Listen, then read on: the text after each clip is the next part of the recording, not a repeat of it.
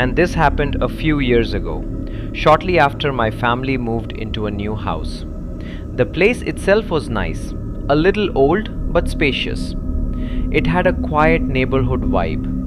Nothing felt unusual, except for one thing: the attic. When we first checked out the house, the realtor said, "It's just for storage. You probably won't even use it." At the time, I didn't think much of it. But after we moved in, things started to feel off. The first time I noticed something was about 3 nights later. It was around 2 a.m. I was still awake, scrolling on my phone, when I heard a faint noise coming from above me. Thump, thump. At first, I thought it was just the house settling. Old wood, temperature changes, normal stuff. But then it happened again. Thump, thump, thump. This time it sounded like footsteps. I froze and just listened. Then it stopped. I tried to ignore it and went to sleep. The next morning I told my mom. She laughed and said, "Probably rats. Old houses have that." That made sense. But over the next few days, something else started happening. Food began to go missing. At first, it was small things: snacks, leftovers. We all thought someone else had taken it. But one day, my mom counted the sweets she bought. The next morning, 2 pieces were gone. Everyone denied eating them. That's when it started to feel strange. A few nights later, everything changed. I was awake again when I heard it. But this time, it wasn't just footsteps. It sounded like something being dragged. Grrr, thump, grrr. My heart started racing. I sat there listening. Then I decided I had to check. I slowly walked toward the stairs leading to the attic. There was an old wooden door at the top. As soon as I got close, the noise stopped. Completely. The silence felt heavy. I could hear my own breathing. I grabbed the handle and slowly opened the door. The attic was completely dark. I turned on my phone flashlight and stepped inside. Dust everywhere.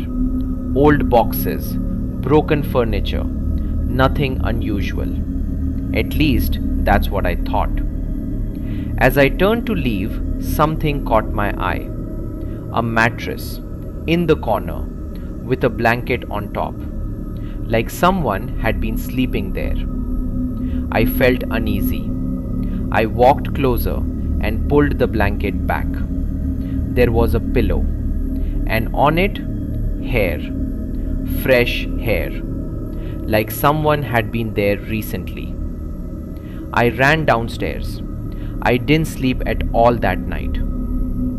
The next morning, I told my dad. He didn't believe me at first.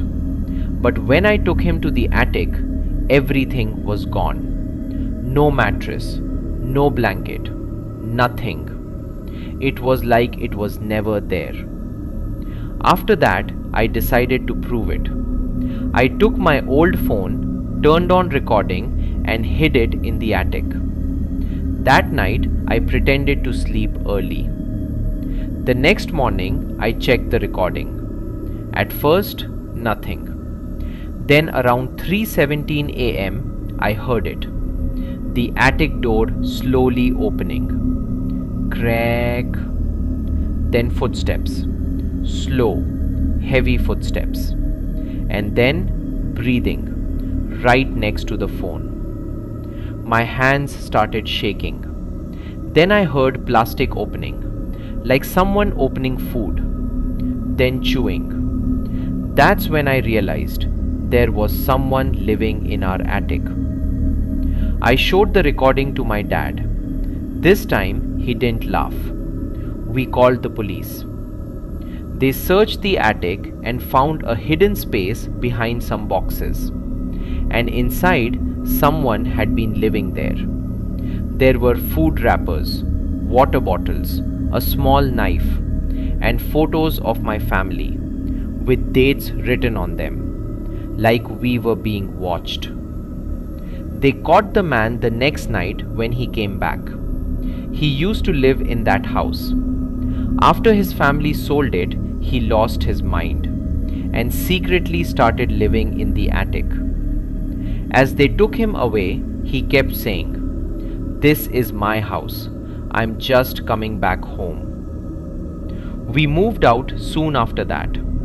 But even now, if I hear a noise above me at night, I never go check.